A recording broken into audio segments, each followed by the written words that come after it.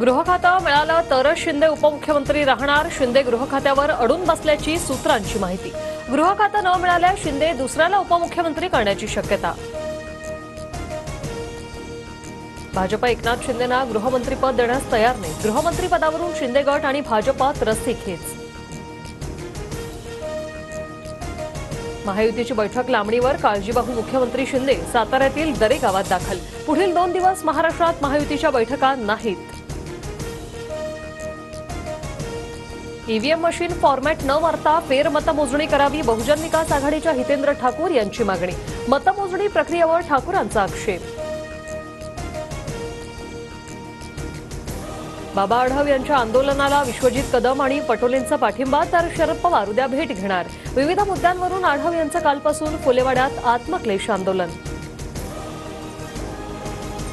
गोंदियातील खजरी गावाजवळ एसटीच्या शिवशाही बसचा अपघात. 12 जणांचा मृत्यू.